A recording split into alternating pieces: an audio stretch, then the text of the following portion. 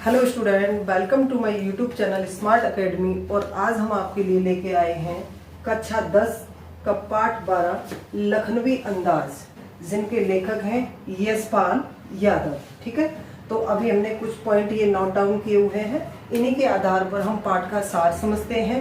सबसे पहले देखते हैं कि इनके पात्र कौन है, लेखक और नवाब साहब। ठीक है ना, तो नवाब साहब जो है वो तो इसके पात्र हैं ही, लेकिन जो मेन कैरेक्टर है वो किनका है, लेखक का है।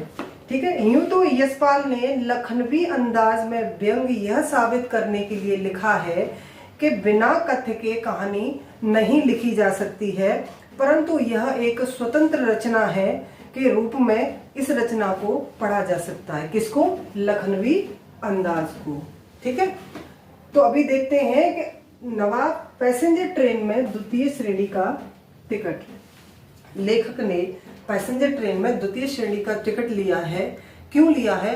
क्योंकि वो द्वितीय श्रेणी के उसमें तो भीड़ कम मिलती है, और जब भीड़ नहीं मिलेगी, एकांत मिलेगा, तो वो अपनी कहानी के बारे में सोच सकते हैं कि उनको लिखना कैसे है।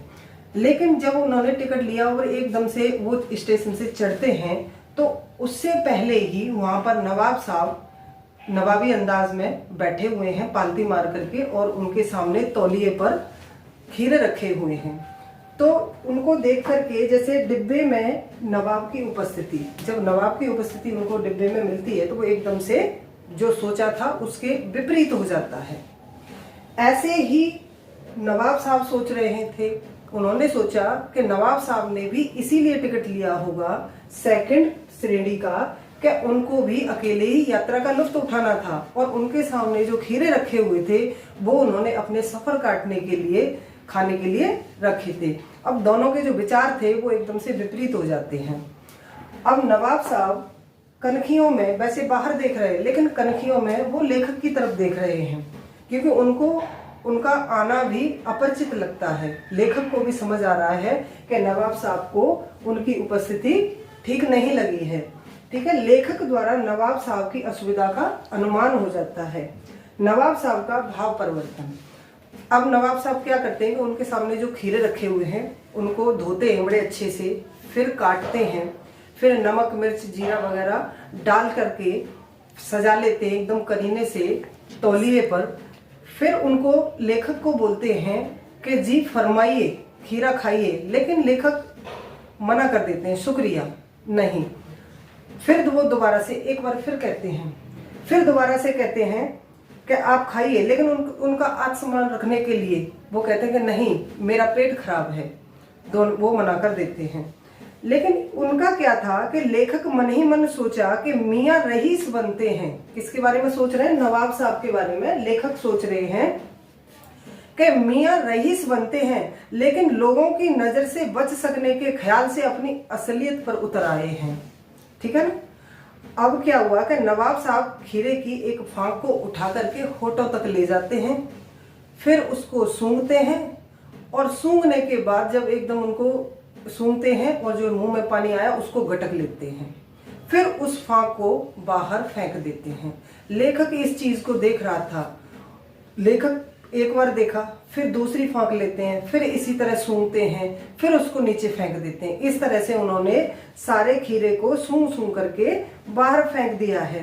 तब नवाब साहब ने सारी फांकों को फेंकने के बाद तौलिए से हाथ पोंछे, होठ पोंछे अपने, और एकदम से ऐसा फील कराया कि जैसे उन्होंने खीरों को खाया है और खीरे खा के उनका पेट भर चुका है, मतलब एक आत्मसंतुष्टि होती है उस तरह से।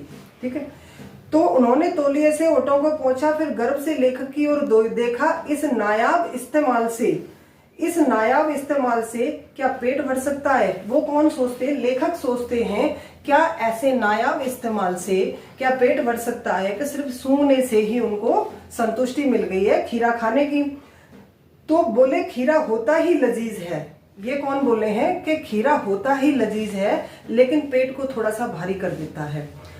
लेखक के सामने वो इस तरह से बोलते हैं कि जैसे खीरा उन्होंने खाया है, उन्होंने टेस्ट लिया है कि खीरा लगता तो लजीज है, लेकिन पेट पर बोझ डाल देता है।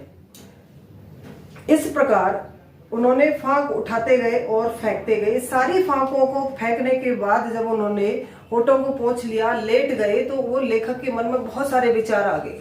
ठीक है ना, वो सारी चीज हम रिपीट कर रहे हैं कि लेखक के मन में बहुत सारे विचार आ गए। नवाबी अंदाज पर लेखक के विचार। नवाबी अंदाज पर लेखक के क्या विचार थे कि लेखक ने सोचा, जब खीरे की गंध से पेट भर जाने से डकार आ जाती है। लेखक सोचते हैं क्या खीरे की गंध से पेट भर जाने से ही डकार आ जाती है, तो बिना विचार और घटना के पात्रों के इच्छा मात्र से नई कहानी भी तो बन सकती है।